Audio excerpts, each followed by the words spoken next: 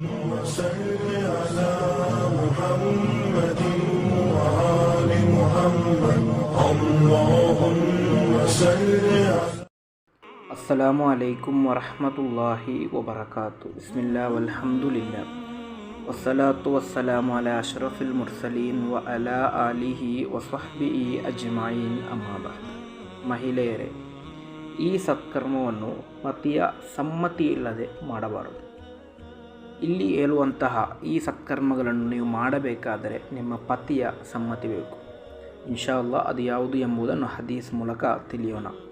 ಇಮಾಮ್ ಬುಖಾರಿ ಹಾಗೂ ಮುಸ್ಲಿಂ ರಲಿಯಲ್ಲಾಹು ಅನ್ಹುಮಾರವರು ವರದಿ ಮಾಡಿದಂತಹ ಹದೀಸ್, ಅಬಿ ಹುರೈರಾ ರಲಿಯಲ್ಲಾಹು ಅನ್ಹುರವರಿಂದ ನಿವೇದನೆ. ಅನ್ನ ರಸೂಲುಲ್ಲಾಹಿ ಸ್ವಲ್ಲಲ್ಲಾಹು ಅಲೈಹಿ ವಸಲ್ಲಮ ಕಾಲ, ಖಂಡಿತವಾಗಿಯೂ ಪ್ರವಾದಿ ಸ್ವಲ್ಲಲ್ಲಾಹು ಅಲೈಹಿ ವಸಲ್ಲಮರು ಹೇಳುತ್ತಾರೆ, ಲಾ ಯಹಿಲ್ಲು ಲಿಲ್ ಮರ್ಅತಿ ಅನ್ ತಸೂಮ ವ ಝೌಜುಹಾ ಶಾಹಿದುನ್ ಇಲ್ಲಾ ಬಿ ಇಜ್ನಿಹಿ. ಯಾವುದೇ ಓರ್ವ ಮಹಿಳೆ ತನ್ನ ಪತಿ ಇರುವಂತಹ ಸಂದರ್ಭದಲ್ಲಿ, ಅಂದರೆ ತನ್ನ ಪತಿ ಮನೆಯಲ್ಲಿರುವಂತಹ ಸಂದರ್ಭದಲ್ಲಿ ಪತಿಯ ಸಮ್ಮತಿ ಇಲ್ಲದೆ ಉಪವಾಸ ಆಚರಿಸಬಾರದು. ಅಂದರೆ ಸುನ್ನತ್ತಾದಂತಹ ಉಪವಾಸದ ಕುರಿತಾಗಿದೆ. ಸುನ್ನತ್ತಾದ ಉಪವಾಸವು ಪತಿಯ ಸಮ್ಮತಿಯೊಂದಿಗೆ, ಅಂದರೆ ಪತಿ ಮನೆಯಲ್ಲಿರುವಂತಹ ಸಂದರ್ಭದಲ್ಲಿ ಪತಿಯ ಸಮ್ಮತಿಯೊಂದಿಗೆ ಮಾತ್ರ ಆಚರಿಸಬೇಕು.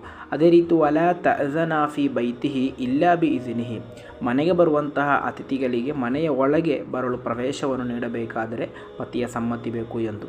ಇಲ್ಲಿ ಎರಡು ವಿಷಯದಲ್ಲಿ, ಅಂದರೆ ಉಪವಾಸ ಆಚರಿಸುವಾಗ, ಅದೇ ರೀತಿ ಮನೆಗೆ ಬಂದಂತಹ ವ್ಯಕ್ತಿಗಳಿಗೆ ಮನೆಯ ಒಳಗೆ ಪ್ರವೇಶಿಸಲು ಕೂಡ ಪತ್ನಿಗೆ ಪತಿಯ ಸಮ್ಮತಿ ಬೇಕು. ಅದೊಂದು ಸತ್ಕರ್ಮವಾಗಿದೆ. ಆದರೂ ಕೂಡ ಆ ಸತ್ಕರ್ಮ ಮಾಡಲು ಪತಿಯ ಸಮ್ಮತಿ ಇದ್ದರೆ ಮಾತ್ರ ನಿಮಗೆ ಮಾಡಲು ಸಾಧ್ಯ. ಆದ್ದರಿಂದ ಈ ಎರಡು ಸತ್ಕರ್ಮಗಳನ್ನು ನೀವು ಜೀವನದಲ್ಲಿ ಮಾಡುವಂತಹ ಸಂದರ್ಭದಲ್ಲಿ ನಿಮ್ಮ ಪತಿಯ ಸಮ್ಮತಿಯನ್ನು ಕೇಳಿ ಮಾಡಿ. ಅಲ್ಲಾಹನ ತೌಫೀಕ್ ನೀಡಿ ಅನುಗ್ರಹಿಸಲಿ. ಅಸ್ಸಲಾಮು ಅಲೈಕುಂ ವರಹಮತುಲ್ಲಾಹಿ ವಬರಕಾತು.